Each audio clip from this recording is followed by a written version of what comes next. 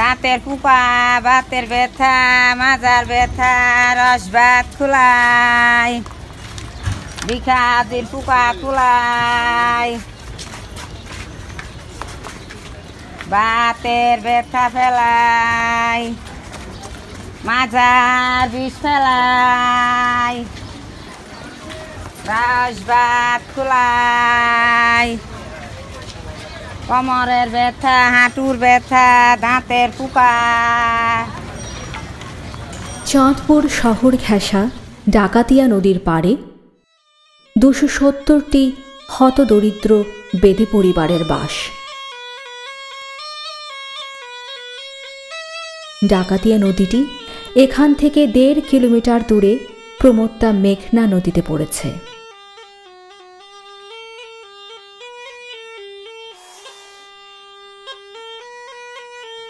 ডাকাতিয়া ও মেঘনা নদীর উপর নির্ভর করেই শতাধিক বছর ধরে বেদে পরিবারগুলোর জীবন চলছে। ডাকাতিয়া নদীর বেদেরা সান্দার গোত্রের, অর্থাৎ এরা সবাই মৎস্যজীবী। নদীতে মাছ কমেছে, নদীর নাব্যতাও কমেছে।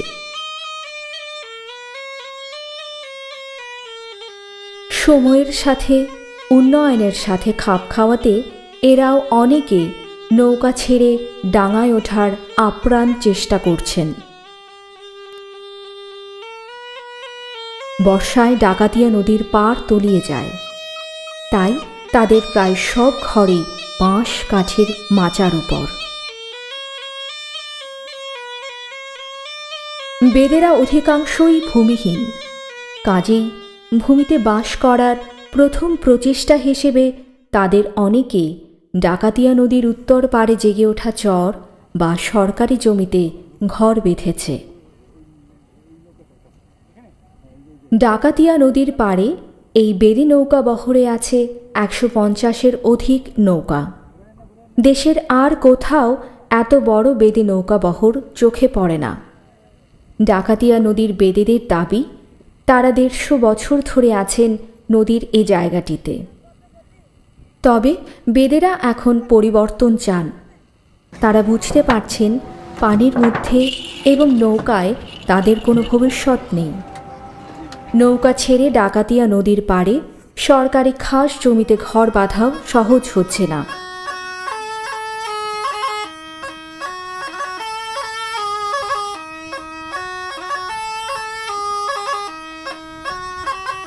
শুরুর দিকে 2013 সালে তারা যখন ঘর তুলতে শুরু করেন, তখন তাদের উপর সন্ত্রাসী হামলা হয়েছে এমন অভিযোগ করেন তারা। এরপর তারা বাংলাদেশ অভ্যন্তরীণ নৌ পরিবহন কর্তৃপক্ষ বা BIWTA, সংশ্লিষ্ট মন্ত্রী ও প্রশাসনের কাছে সাহায্যের জন্য নিবেদন করেছেন এবং তারা এখনও টিকে আছেন ডাকাতিয়া নদীর পাড়ে।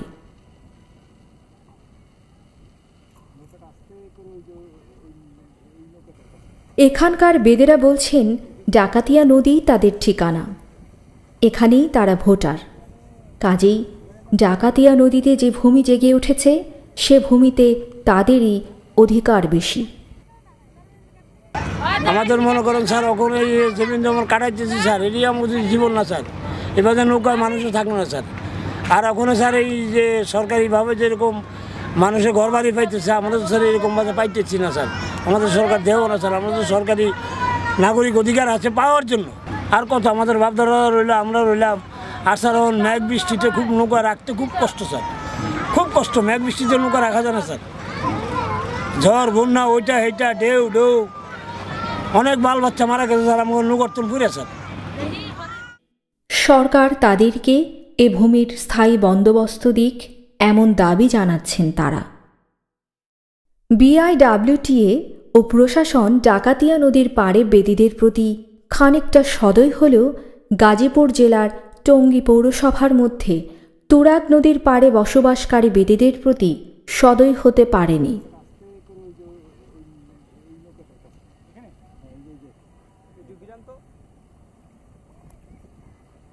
টঙ্গী ব্রিজের ঠিক পশ্চিমে তুরাগ নদীর উত্তর পাড়ে 2019 সালের শুরুতেও ছিল 300টির মতো বেদে পরিবারের ঘর বসতি।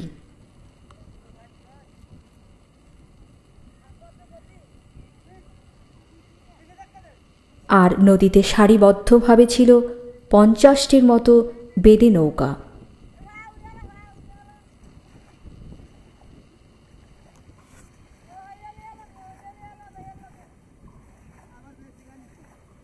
নদীর পাড় দিয়ে BIWTA তৈরি করে দিয়েছে ওয়াকওয়ে।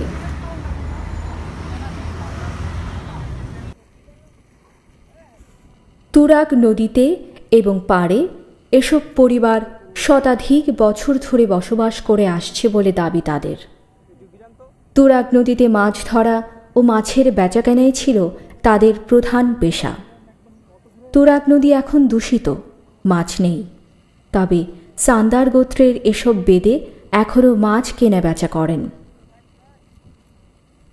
2018 সালের সেপ্টেম্বর মাসে টঙ্গী ব্রিজের পশ্চিমে নতুন ব্রিজ নির্মাণ করতে গিয়ে 94টি বেদে পরিবারের ঘরবাড়ি ভেঙে দেওয়া হয় বলে জানিয়েছেন গাজীপুর সিটি কর্পোরেশনের 57 নং ওয়ার্ডের কাউন্সিলর গিয়াসউদ্দিন সরকার।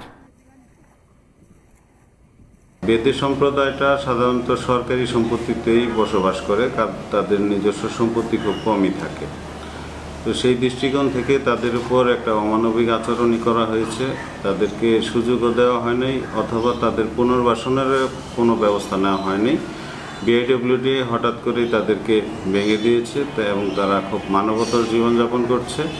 এই মুহূর্তে তারা কে কোথায় আছে সকলের অবস্থানও আমার জানা নেই, কারণ যে যেখানে সুবিধা পেয়েছে ভাড়া হিসাবে বা নৌকায়, ইভেন তাদেরকে নৌকায় থাকাটা নিয়েও বিভিন্ন রকম জটিলতা আছে, কারণ আপনারা জানেন নিরাপত্তার একটা বিষয় আছে, প্লাস নদীতে নৌকায় থাকবে এটা নিয়েও BIWTA একটা মাথা ব্যথা আছে। তারা এটাকেও প্রশ্রয় দিতে চাচ্ছে না। তাই আমি তাদের হয়ে আমি সরকারের কাছে দাবি জানাই তাদের একটা পুনর্বাসনের ব্যবস্থা করা হোক। আমাদের রাষ্ট্রনায়ক জননেত্রী শেখ হাসিনা এই ব্যাপারে খুবই স্পর্শকাতর অবস্থায় আছে। উনি সবসময় যারা দরিদ্র বা হতদরিদ্র তাদের খোঁজখবর নেন এবং চেষ্টা করেন তাদেরকে কিছু করার জন্য। তাই আমি মাননীয় প্রধানমন্ত্রীর কাছেও অনুরোধ জানাই, বিনীতভাবে অনুরোধ জানাই তাদেরকে পুনর্বাসনের একটা ব্যবস্থা যেন অচিরেই নেওয়া হয়। শহর থেকে দূরে গাজীপুর জেলারই আরেকটি জায়গা কাকালিয়া গ্রাম।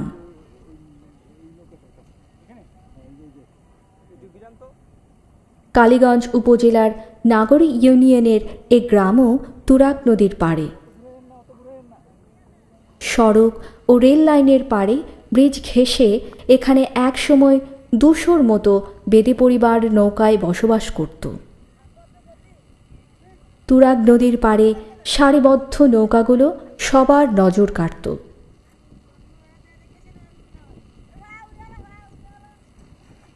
ধীরে ধীরে নৌকাগুলো কমতে থাকে। 2016-তে এসে নৌকার সংখ্যা 60-এর কম বেশি, আর 2018 সালে 7-8। নদীর পাড়ে নৌকার বেশ কিছু ছই চোখে পড়ে। সেখানে বাস করে বেশ কিছু বেদে পরিবার। অনেক নৌকা পরিত্যক্ত অবস্থায় পচে গলে যাচ্ছে।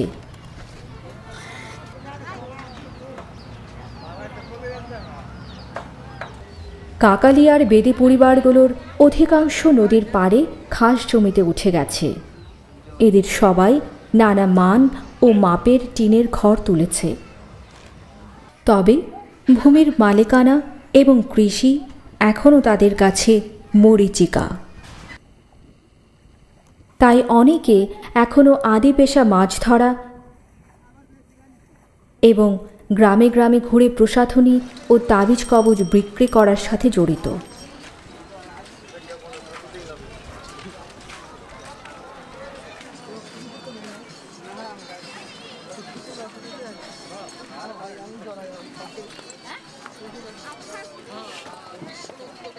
আবার কেউ কেউ পার্শ্ববর্তী পোশাক কারখানায় কাজ করছেন।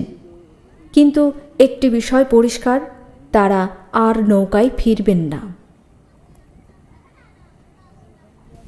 দেশব্যাপী অধিকাংশ বেদেই নৌকা ছেড়েছেন।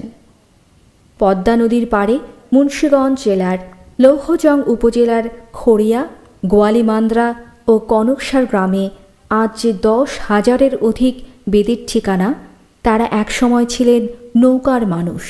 এই গুচ্ছ গ্রামে আপনার পরিবার কতদিন আছে? হ্যাঁ, কয় বছর? 30 ঘর। কতদিন ধরে? 16 বছর। হ্যাঁ, 16 বছর। 16? ও, এই ঘরগুলো এতদিন ধরে আছেন? এখানে তো আগে আসছি, খেয়াল করিনি। নৌকায় করে চারিদিকে ছুটতেন তারা। পদ্মা ভেঙেছে, গড়েছে, তাদের জীবনও ভেঙেছে, আবার নতুনভাবে গড়েছে। পদ্মা পাড়ের এসব বেদের এখন আর নৌকা নেই।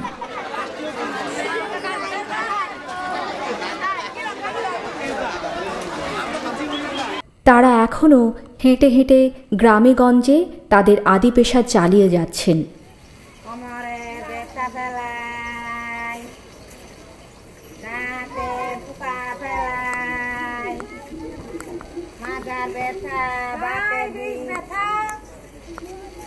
দাঁতের পুপা, বাতের ব্যথা, মাজার ব্যথা, রস ভাত খুলাই, বিখাদির পুপা খুলাই, কোমরের ব্যথা ফেলাই, মাজার বিষ ফেলাই। শরীর থেকে বিষ রক্ত বের করা, দাঁতের পোকা ফেলা, প্রসাধনী ও তাবিজ কবজ বিক্রি, এসব কাজ বেদে নারীরা আর পছন্দও করেন না।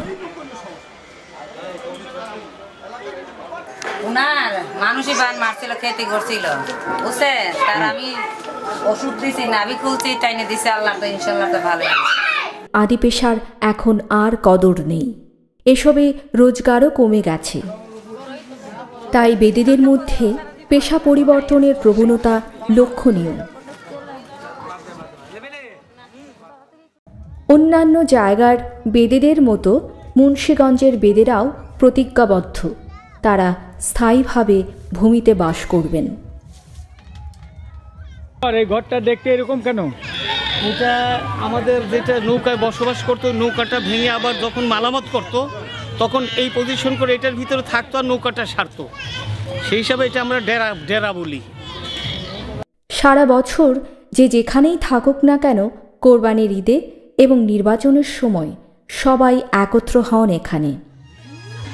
এ সময় তারা সামাজিক আচার অনুষ্ঠান, বিবাহ ইত্যাদি সম্পূর্ণ করেন। এটাই তাদের মিল, অর্থাৎ মিলন মেলা।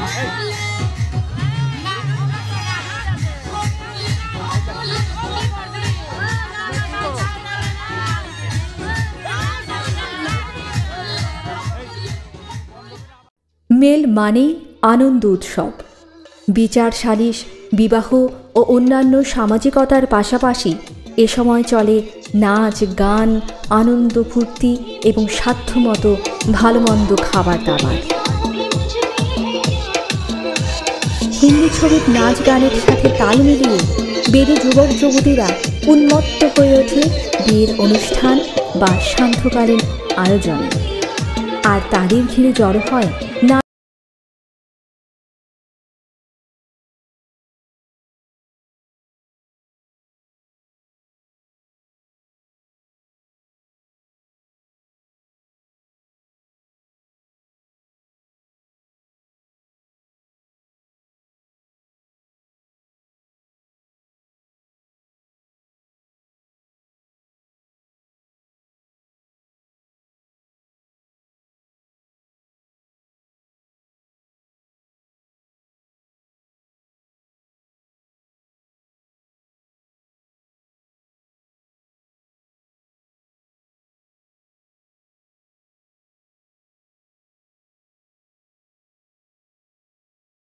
স্থায়ী বসতি গড়ার আরেক উদাহরণ বরিশালের টর্কিচর বেদেপল্লী। গৌড় নদী পৌরসভার মধ্যে এ বেদেপল্লী গড়ে উঠেছে আড়িয়াল খাঁ নদীর একটি শাখার পাড়ে।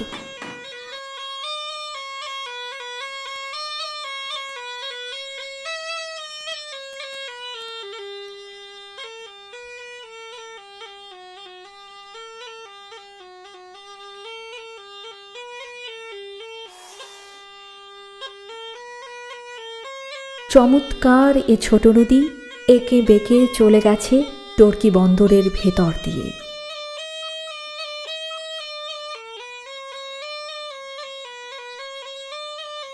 এই নদীর পশ্চিম পাড়ে 7টি বেদে পরিবার চমৎকার সব ঘর তৈরি করেছে। ফাঁকে ফাঁকে বাঁশ কাঠের মাচার উপর নৌকার আদলে জীর্ণ ঘরও আছে।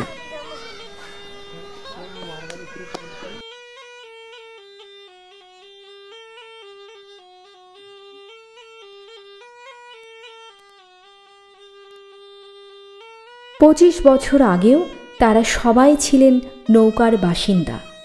তখন থেকে তারা কিছু কিছু জমি কিনে এখানে স্থায়ী বসতি গড়ে তোলেন। আমাদের এই ঘর বাড়ি এখানে 22 থেকে 22-23 বছর হবে। আমরা নৌকার থেকে টর্কির চরে এই বসবাস করার 22-23 বছর হয়েছে।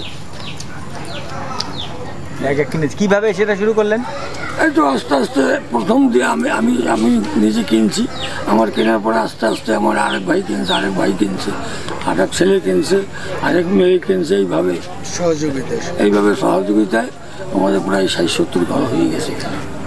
যখন নৌকা ছিলাম তখন ধরুন আজকে টর্কির বন্দরের কাছে নৌকা লাগাইছি, এইখানে 2-4 দিন থাইকিয়া ব্যবসা বাণিজ্য করছি। আবার টর্কির দিকে নৌকা ছাড়িয়ে গরু নদী গেছি, গরু নদী 2-4 দিন রয়েছি।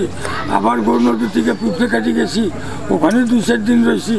আবার পিঁপড়েকাঠির দিকে নলগোড়া গেছি, ওখানে 2-4 দিন রয়েছি। এইভাবে আর কি আমাদের জীবন। তবে 60 থেকে 70টি পরিবার এখনো নৌকায়।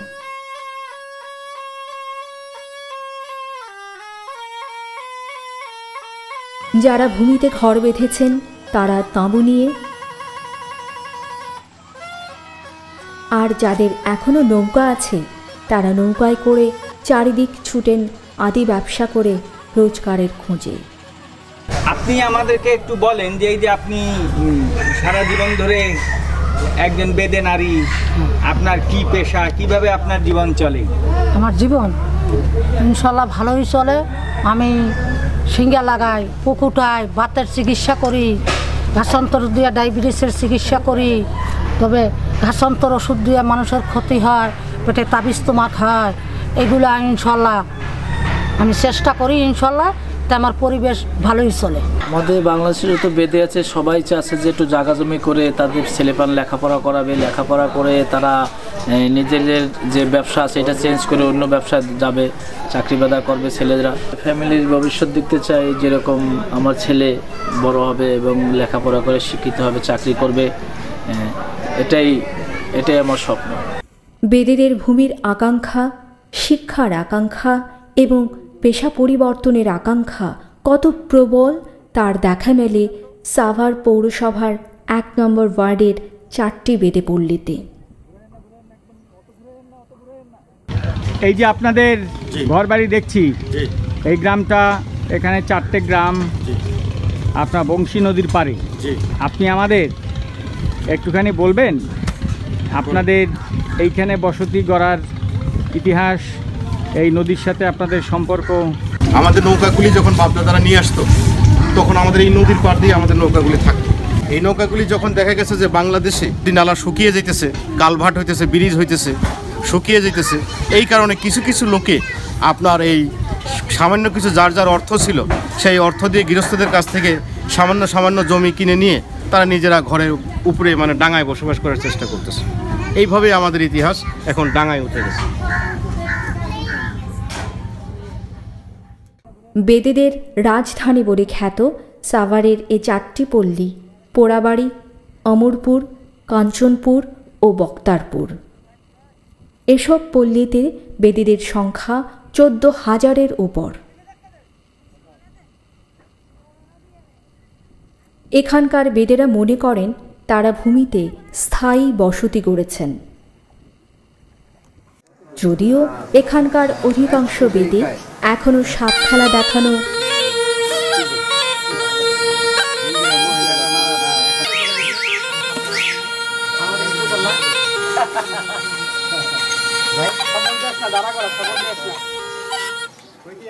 তাবিজ কবজ, প্রসাধনী বিক্রি, দাঁতের পোকা ফেলা শিঙা লাগানো এইসব ঐতিহ্যগত ব্যবসার জন্য ছোট ছোট দলে ভাগ হয়ে দেশের সর্বত্র ছড়িয়ে পড়েন। পার্থক্য একটাই, 1-2 প্রজন্ম আগেও বংশী নদীর পাড়ে বেদেদের নৌকা ছিল, এখন তাদের নৌকা নেই। সাভারেও নৌকা ছেড়ে ডাঙায় ঘর বাঁধা সহজ ছিল না। কিছুদিন আগেও মাদক, বেকারত্ব এবং সামাজিক আরও নানা ব্যাধি সাভারের বেদি পল্লীগুলোকে জর্জরিত করে রাখত। সেখান থেকে উত্তরণের জন্য কয়েক বছর আগে এখানে তৈরি হয়েছে উত্তরণ ফাউন্ডেশন নামে একটি প্রতিষ্ঠান।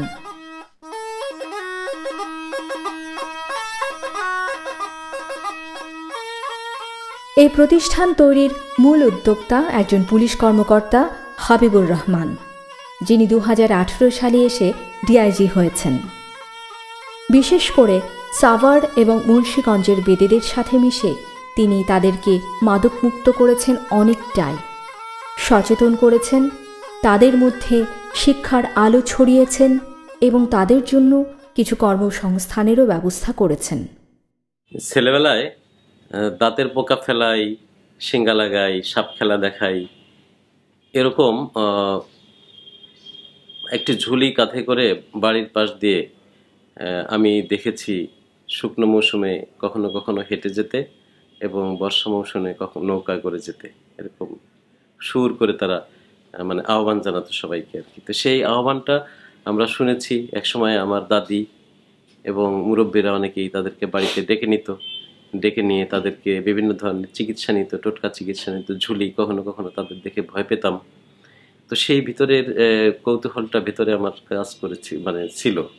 তো বড় হয়ে চাকরি করতে গিয়ে যখন ঢাকা জেলার পুলিশ সুপার হয়েছি, তখন সেখানে কাজ করতে গিয়ে আমি যে বেদে সম্প্রদায় এবং তারা একটি মাদক ব্যবসায়ের সাথে ঝুঁকে গেছে যখন আমি শুনতে পাই, তখন আমার কাছে সেই আমার পুরনো স্মৃতিটা ভেসে ওঠে এবং তাদের বাস্তব অবস্থাটা কি জানার জন্য আমার ভিতরে কৌতূহল জাগে। সেই কৌতূহল থেকেই আমি তাদের সাথে মিশে যাই এবং মেশার পরে দেখি যে তাদের যে জীবন সেটি একটি আমি বলবো যে একেবারে মধ্যযুগীয় মানে অবস্থায় তারা চলছে। তাদের যে জীবন প্রবাহ সেটি আধুনিকতার কোনো ছাপ নেই এবং বর্তমান অবস্থার সাথে তারা মোটেই যায় না। এবং বাংলাদেশের সংবিধান, বাংলাদেশের নিয়মকানুন, বাংলাদেশের সরকার এবং সরকার প্রধান তাদের যে অ্যাটিচিউড এবং তাদের যে আদর্শ এবং দৃষ্টিভঙ্গি সেটির সাথে সম্পূর্ণ বিপরীতমুখী অবস্থায় তারা চলছিল, যেটি আমাকে নাড়া দেয় এবং আমার কাছে মনে হয়েছে যে একজন পুলিশ অফিসার হিসেবে, একজন সুনাগরিক হিসেবে আমার তাদের পাশে থাকা উচিত এবং আমি সেই জন্য উদ্বুদ্ধ হয়ে আমি তাদের ভিতরে কাজ করতে ব্রতী হই এবং তাদের যে বাস্তব অবস্থাটা সেটি যাতে সকলের সমান অধিকার এটির সাথে মিলে সেই প্রত্যয় নিয়ে, প্রত্যাশা নিয়ে কিন্তু আমি কাজ করেছি সেখানে। তার এ কাজে তিনি সহযোগিতা পেয়েছেন অনেকের, আর বেদেরাও তার কথা বলেন কৃতজ্ঞ চিত্তে। আমি বেদে কমিউনিটির একজন সন্তান। আমাদের পূর্বপুরুষেরা নৌকায় বসবাস করত। আমরা অনেক পিছিয়ে ছিলাম সমাজে, আমাদের মানুষের কাছে বিভিন্নভাবে আমরা হয়তো বা দেখা গেছে যে আমাদেরকে অনেক রকমভাবে সমাজের বৈষম্যতার শিকার হতাম আমরা। আমাদের সাথে প্লেটে অনেকে খেতে চাইতো না, আমাদের সাথে অনেকে লেখাপড়া করবে স্কুলে যেতে চাইতো না, আমাদের সাথে ক্লাসরুমে একসাথে বসতে চাইতো না। কিন্তু বর্তমান যে প্রেক্ষাপট, আমাদের এই হাবিবুর রহমান স্যারের সহযোগিতায় আমাদের সব কিছু পরিবর্তন আসছে। আজকে আমাদের সম্প্রদায়ের ছেলেমেয়েরা পুলিশে চাকরি করতেছে। হাবিব স্যারের সহযোগিতায় আমাদের এই উত্তরণ ফ্যাক্টরি হয়েছে। এই ফ্যাক্টরিতে স্যার প্রশিক্ষণ দিয়ে আমাদের নারীদের 105 জন নারীকে প্রশিক্ষণ দিয়ে সেলাই কাজের ট্রেনিং দিয়ে এখানে ফ্যাক্টরি করে দিয়েছেন। এখন প্রত্যেকে আয় রোজগার করে মেয়েরা সংসার চালায়। ফলে এখন আর আমাদের মেয়েদের সাপ নিয়ে রাস্তায় ঘুরে বেড়াতে হয় না। আপনি তো বেদে সম্প্রদায়ের একজন, আগে কি করতেন? আগে সাপের খেলা দেখাইতাম, এখন আর দেখাবো না। কাজ শিখতেছি, কাজ শিখতে পারলে বাড়ি বসে মেশিন কিনে কাজ করি। আমরা পোকা ফেলাইতাম না, সাপের খেলাইতে দেখাইতাম। আগে সাপ খেলা দেখাইতেন এবং পোকা ফেলাইতেন। জি, এখন এই যে কাজ শিখতেছি, যদি কাজ শিখতে পারি মেশিন কিনে বাসায় বসে কাজ করি, আর বাইরে যাবো না। বেদেদের একটি ভাষা আছে, আছে সংস্কৃতি ও পেশার সাথে সংশ্লিষ্ট চমৎকার সব উপকরণ। তাদের ভাষা ও সংস্কৃতি রক্ষার জন্য ব্যতিক্রমী এ পুলিশ কর্মকর্তা হাবিবুর রহমান চিন্তা করছেন। তাদের যে ভাষাটি রয়েছে, ভাষাটি ঠার ভাষা, তারা আসলে দ্বিভাষী। আমরা বলবো যে তারা বাংলা ভাষায় কথা বলে, তারা ঠার ভাষায় কথা বলে। তারা নিজেদের ভিতরে যখন কথা বলে তখন তারা ঠার ভাষায় কথা বলে, আর বাইরে যখন হাটে বাজারে গ্রামে বা তারা গাওয়ালে যায় তখন কিন্তু তারা ঠিকই বাংলা ভাষায় কথা বলে। বিজ্ঞান প্রযুক্তির উন্নতির সাথে সাথে তারা যখন আধুনিক সভ্যতার সাথে তারা অনেকেই মিলিয়ে যাচ্ছে, তো সেই ক্ষেত্রে তাদের ভাষাটি কিন্তু কম ব্যবহৃত হচ্ছে। আমরা জানি যে ভাষার জন্য আমরা প্রাণ দিয়েছি, মাতৃভাষার জন্য। তো সেই দেশে এরকম একটি জনগোষ্ঠীর মাতৃভাষা হারিয়ে যাবে সেটা কিন্তু আমরা কখনোই প্রত্যাশা করি না। সেজন্য আমি আন্তর্জাতিক মাতৃভাষা ইনস্টিটিউটে কিন্তু একটি চিঠি দিয়েছি যে সেই ভাষাটিকে যেন সংরক্ষণ করা হয়। যে বেদেরা কয়েক হাজার দলে বিভক্ত হয়ে বছরের 10 মাস সারা দেশে ঘুরে ঘুরে তাদের ঐতিহ্যগত ব্যবসা করেন, তাঁবুতে রাত্রি যাপন করেন, যারা ভূমিহীন, যাদের মধ্যে শিক্ষার আলো অত্যন্ত ক্ষীণ গতিতে প্রবেশ করছে, তাদের জীবনে সত্যিকারের পরিবর্তন আসবে কিভাবে? আমাদের অনেক প্রান্তিক জনগোষ্ঠী আছে, কিন্তু বেদেদের প্রান্তিকতারই আবার বহুমাত্রিকতা আছে। যেমন তাদের যে সনাতনী পেশা সেটা অনেকটা অবলুপ্তির পথে, চাহিদার কারণে, চাহিদাটা নাই। 2 নম্বর হচ্ছে তারা মূলত নদী ভিত্তিক তাদের জীবনযাপন ছিল। এখন বাংলাদেশের নদীগুলো শুকিয়ে যাচ্ছে, নদীতে সেই অর্থে কোনো ভবিষ্যৎ নেই। তারা ডাঙ্গায় উঠে তাদের ভবিষ্যৎটা গড়ার চেষ্টা করতে চাচ্ছে, করতে হবে, কিন্তু সেখানে তাদের ভূমিহীনতার একটা প্রান্তিকতার একটা বিষয়। মূলত একটা খুবই জরুরি প্রয়োজন হচ্ছে ভূমি। এখন হয়তো তাদেরকে বিশাল ভূমি দানের বিষয় নয়, কিন্তু তাদের বাসঘর, আবাসস্থল, তার জন্য সরকারের নানা ধরনের প্রোগ্রাম আছে, গুচ্ছগ্রাম আছে। মানে এই ধরনের ভূমিহীনদের জন্য তো নানা ধরনের প্রকল্প আছে। বেদেদের জন্য সুনির্দিষ্টভাবে কিছু প্রকল্প নেওয়াটা যেতে পারে। ভূমি মন্ত্রণালয় এটা উদ্যোগ নিতে পারে, স্থানীয় প্রশাসন এটা উদ্যোগ নিতে পারে, এবং কোনো এনজিওরা ওরা বড় একটা প্রকল্প নিয়ে এখানে আগাতে পারে। এটা একটা দিক। প্রান্তিকতার আরেকটা দিক ছিল, এবং সেটা শুধু বেদেদের নয়, অন্য প্রান্তিক গোষ্ঠীরও একই সমস্যা, যে তারা অনেকটা আমাদের সামনেই ঘোরাফেরা করছে, কিন্তু তারা অদৃশ্য। পরিসংখ্যানে তাদের উপস্থিতি নাই, সরকারি নীতিতে তাদের উপস্থিতি নাই, আপনার মানুষের আলোচনার মধ্যে তাদের উপস্থিতি নেই। তো তাদের দৃশ্যমান করা খুব জরুরি। আমরা যে কাজটা করছি আমাদের সেন্টার পিপিআরসি এবং শেডের সাথে মিলে, তার অন্যতম একটা কাজ হচ্ছে এইসব প্রান্তিক গোষ্ঠীকে পরিসংখ্যানের মাধ্যমে নীতিপত্রের মধ্যে অবস্থান করে দিয়ে দৃশ্যমান করতে হবে। আর সব কিছু তো ওদের করে দেওয়া যাবে না, এবং ওরা কিন্তু শুধু সুযোগটা চাচ্ছে, অন্যদের মতো তারাও কষ্ট করবে, কিন্তু প্রবেশ করার সুযোগটা তো দিতে হবে। রোদ বৃষ্টি মাথায় নিয়ে পথে পথে যে বেদিদের জীবন চলে, তারা প্রান্তিক, দুস্থ এবং নানাবিধ নিরাপত্তাহীনতা ও ঝুঁকির মধ্যে প্রতিটি দিন অতিবাহিত করেন। বেদেরা সবাই মুসলমান ও বাঙালি, তারপরও তাদের চেহারা ও আচার বিচারে আছে আলাদা বৈশিষ্ট্য। গৃহস্থ বাঙালিদেরকে তারা বলেন গেল, আর নৌকা থেকে ডাঙায় ওঠার পরেও গেলদের কাছে তারা পরদেশীর মতো। গৃহস্থ মুসলমান ভাইদের সাথে তাদের এই দূরত্ব খুঁজবে কিভাবে? বেদেরা শুধু প্রান্তিকই নয়, শিক্ষা, পেশা ও দক্ষতা বিচারে তারা অন্যদের থেকে অনেক পিছিয়ে পড়া জনগোষ্ঠী। এদেশের নাগরিক, ভোটার ও বাঙালি হয়েও তারা আলাদা জীবনযাপন, ভাষা, সংস্কৃতি ও মনস্তাত্ত্বিক বৈশিষ্ট্য নিয়ে অনেকটাই ভিন্ন জগতের মানুষ। পিছিয়ে থাকা বেদেদের আলোর পথে আসতে রাষ্ট্রের যেমন জোরালো ভূমিকা থাকতে হবে, তেমনি সংখ্যাগরিষ্ঠ বাঙালিদেরকেও সহমর্মিতা ও সহযোগিতার হাত বাড়িয়ে দিতে হবে। সুবহানাল্লাহ সুবহানাল্লাহ। নাগ নাগিনী জায়গায় বের হয়ে যা। না না পারবি না, পারবি না, বেজির সাথে পারবি না, তোর মাথায় আমি করি ঠেকাবো, তুই এখন মারা যাবি। বাইর হ নাগিনী, বাইর হ।